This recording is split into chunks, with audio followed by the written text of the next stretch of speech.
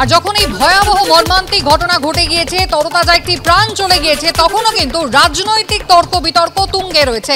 একদিকে বিজেপির রাজ্য সভাপতি সুকান্ত মজুমদার আর অন্যদিকে শিক্ষামন্ত্রী ব্রাত্য বসু একেবারে সোশ্যাল মিডিয়ায় দুজনেই সরব হয়েছেন।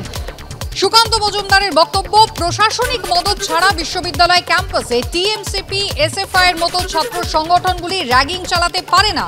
স্বপ্নদীপকে নিজের প্রাণ দিয়ে তার মূল্য দিতে হলো। এই মৃত্যুর দায় প্রশাসনের, ধিক্কার মুখ্যমন্ত্রী। সোশ্যাল মিডিয়ায় যখন এমন প্রতিক্রিয়া দিয়েছেন বিজেপি রাজ্য সভাপতি, তখন পাল্টা শিক্ষামন্ত্রী ব্রাত্য বসু বলছেন, বিজেপি এখন রাজ্যের প্রত্যেকটি দুর্ভাগ্যজনক ঘটনাতেই রাজ্য সরকারের দোষ খুঁজে পায়। যাদবপুর বিশ্ববিদ্যালয় তো রাজ্যপালের নিয়ন্ত্রণে, তাহলে এটা তাঁরই ব্যর্থতা।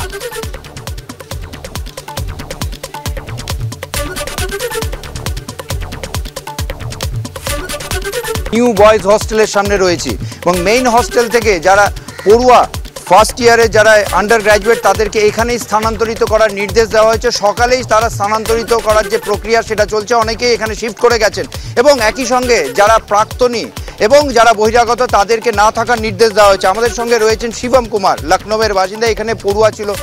Why are you leaving this? Because I was completed my degree, so I left. आप यहाँ पे रहते थे हॉस्टल में, Yes.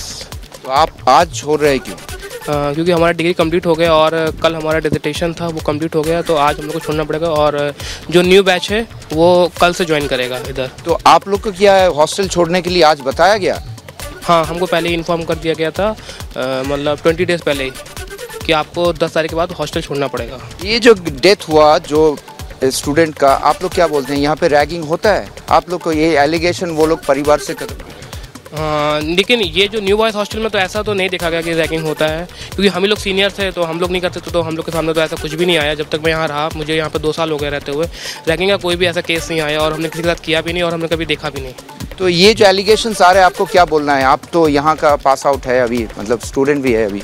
हाँ, एलिगेशन देखिए हमारे सामने तो जब हम यहाँ पर थे तब तो ऐसा कुछ नहीं दिखा, और जो दूसरा हॉस्टल है वहाँ के बारे में हमको उतना अपडेट नहीं है।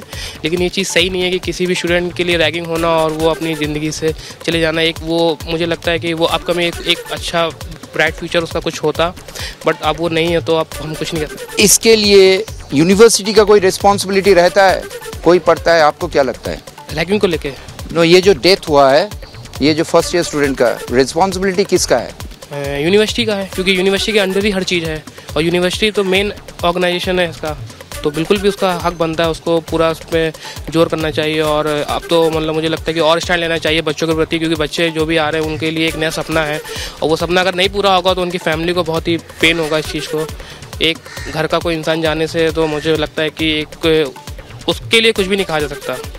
অর্থাৎ তুমি যেটা শুনতে পাচ্ছ, উনিও এই যে পড়ুয়া যে জাস্ট পাস আউট হয়েছে, পরীক্ষা দিয়েছে, ফাইনাল পরীক্ষা দিয়েছে, পোস্ট গ্র্যাজুয়েট, সেও বলছে যে ইউনিভার্সিটি এর জন্য দায়ী।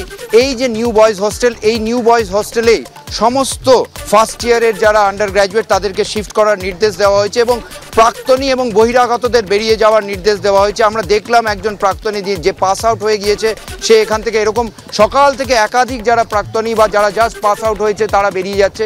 শুধু এই নির্দেশ নয়, আমরা যেটা জানি যে অরবিন্দ ভবনে 2:30-এর সময় একটি বৈঠক হবে, 11 সদস্যের একটি বিশেষ তদন্ত কমিটির বৈঠক হবে, যেখানে 7 জন অধ্যাপক রয়েছেন এবং একজন চিকিৎসকও থাকবেন পড়ুয়াদের বিভিন্ন ইউনিয়নের 3 জন প্রতিনিধি। এই যে ঘটনা ঘটেছে, সেই ঘটনার যে তদন্ত কেন হয়েছে তার রিপোর্ট, যেটা 15 দিনের মধ্যে জমা দেওয়ার কথা, সেটা 5 দিনের মধ্যে যাতে জমা দেওয়া হয়, তার জন্য দ্রুত গতিতে তদন্ত করে সমস্ত তথ্য নিয়ে একটা রিপোর্ট জমা দেওয়ার জন্য সেই তদন্ত কমিটির বৈঠক আজ 2:30-এর সময় অরবিন্দ ভবনে হবে। এবং এর পাশাপাশি তোমাকে জানিয়ে রাখবো, অ্যান্টি র্যাগিং স্কোয়াডের বৈঠকও বিকেলবেলা হবে।